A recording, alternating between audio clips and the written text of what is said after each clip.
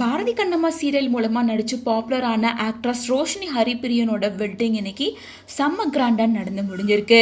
இவங்களோட வெட்டிங்கில் பாரதி கண்ணம்மா சீரியல் டீம்லேருந்து மட்டும் இல்லாமல் விஜய் டிவியிலேருந்து பல பிரபலங்கள் கலந்து வாழ்த்துக்கள் சொல்லியிருக்காங்க. ரோஷினி ஹரிப்பிரியன் இப்போ தான் சினிமாவில் அவங்க கெரியரை ஸ்டார்ட் பண்ணியிருக்காங்க அப்படின்னு சொல்லலாம். ஏன்னா அவங்க பாரதி கண்ணம்மா சீரியல் மூலமாக பாப்புலர் ஆயிருந்தாங்க. அதுக்கப்புறமா குக் வித் கோமாளி ஷோவில் கலந்துக்கிட்டாங்க. அதை தொடர்ந்து அவங்களுக்கு நிறைய பட வாய்ப்புகள் வந்துட்டு இருந்துச்சு. அதாவது ஃபர்ஸ்ட் அவங்க நடித்த படம் என்ன அப்படின்னு பார்த்தோம்னா கருடன் படத்தில் சூரியோட தங்கச்சியாக நடிச்சிருந்தாங்க. அதுக்கப்புறமா தலைவன் தலைவி படத்தில் விஜய் சேதுபதிக்கு அக்காவாக நடிச்சிருப்பாங்க. இப்படி சினிமாவில் அவங்க கெரியர் இப்போதான் வளர ஆரம்பிச்சிருக்கு. இந்த டைமில் யாருமே எக்ஸ்பெக்ட் பண்ணாத நேரத்தில் இப்போ மேரேஜ் பண்ணியிருக்காங்க. ஸோ இப்போ ரோஷினி ஹரிப்பிரியன் யாரை மேரேஜ் பண்ணியிருக்காங்க அப்படின்னு பார்த்தோம்னா மியூசிக் கம்போசரான சுந்தரமூர்த்தியை தான் மேரேஜ் பண்ணியிருக்காங்க. இவர் நிறைய மூவிக்கு மியூசிக் கம்போஸ் பண்ணியிருக்காரு.